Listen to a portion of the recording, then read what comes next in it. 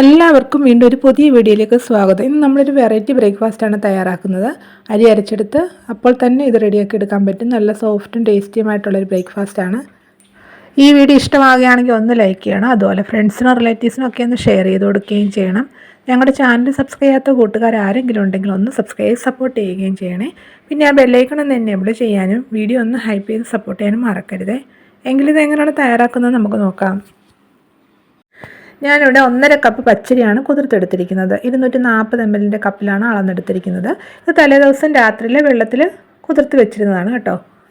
ഇതുപോലെ തലേദിവസം രാത്രിയിൽ നമ്മൾ വെള്ളത്തിലിട്ട് കുതിർത്ത് വെക്കുകയാണെങ്കിൽ പിറ്റേ ദിവസം രാവിലെ അരച്ച് നമുക്കിത് തയ്യാറാക്കാം കേട്ടോ. കുറഞ്ഞ ഒരു 3 മണിക്കൂറെങ്കിലും കുതിർത്തെടുക്കണം കേട്ടോ. ഞാനിപ്പോൾ ഇതൊരു മിക്സിയുടെ ജാറിലോട്ട് മാറ്റിയിട്ടുണ്ട്. ഇതിലോട്ട് നമുക്കൊരു 1/2 കപ്പ് വെള്ളം കൂടെ ഒഴിച്ച് കൊടുത്തിട്ട് നല്ല സ്മൂത്തായിട്ട് ഇതൊന്ന് അരച്ചെടുക്കണം. അരി നമ്മൾ നല്ലതായിട്ടൊന്ന് അരച്ചെടുത്തിട്ടുണ്ട്. ഇത് നമുക്ക് ഒരു പാത്രത്തിലോട്ട് മാറ്റാം.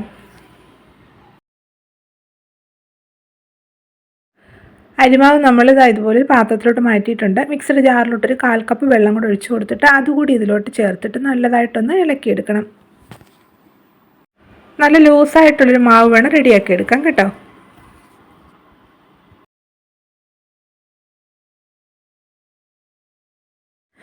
ഇതുപോലെ ഇത്രയും കട്ടി കുറഞ്ഞൊരു മാവ് വേണം റെഡിയാക്കി എടുക്കാം കേട്ടോ. ഇനി ഇതിലോട്ട് കുറച്ച് ഇൻഗ്രീഡിയൻസും കൂടെ ചേർക്കാനുണ്ട്. അതെന്തെല്ലാമാണെന്ന് നമുക്ക് നോക്കാം. ഇതിലോട്ട് നമുക്കൊരു 1/4 ടീസ്പൂൺ ഉപ്പ് പൊടിയും 2 ടേബിൾ സ്പൂൺ തേങ്ങ ചിരകിയതും കൂടെ ചേർത്ത് കൊടുക്കാം. തേങ്ങ ചെറുതായിട്ട് ചിരകി എടുക്കണം കേട്ടോ. ഇനി ഇത് നല്ലതായിട്ടൊന്ന് ഇളക്കിയെടുക്കണം. ഈ പലഹാരത്തിന് നല്ലൊരു സോഫ്റ്റ്നെസ് കിട്ടാൻ വേണ്ടി നമ്മൾ ഇതിലോട്ടുണ്ടല്ലോ ഒരു 3/4 ടീസ്പൂൺ ബേക്കിംഗ് പൗഡറും കൂടെ ചേർക്കുന്നുണ്ട്. ബേക്കിംഗ് പൗഡറും കൂടെ ഇട്ട് കൊടുത്തിട്ട് നല്ലതായിട്ട് ഇതൊന്നുകൂടി ഒന്ന് ഇളക്കിയെടുക്കണം. അപ്പോൾ നമ്മുടെ ഈ പലഹാരത്തിന് വേണ്ട മാവൊക്കെ റെഡി ആയിട്ടുണ്ട്. ഇനി നമുക്കിതൊന്ന് ചുട്ടെടുക്കാം.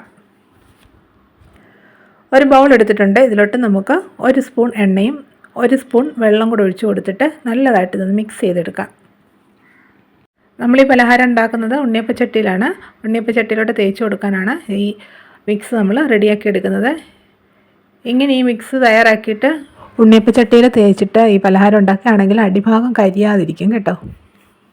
സ്റ്റവ് കത്തിച്ച് ഉണ്ണിയപ്പച്ചട്ടി വെച്ച് കൊടുത്തു. ഇപ്പോൾ ചൂടായിട്ടുണ്ട്. ഇതിലോട്ട് നമ്മൾ തയ്യാറാക്കി വെച്ചിരിക്കുന്ന എണ്ണയുടെയും വെള്ളത്തിൻ്റെയും മിക്സ് ഉണ്ടല്ലോ, അത് കുറച്ചൊന്ന് പുരട്ടി കൊടുക്കാം.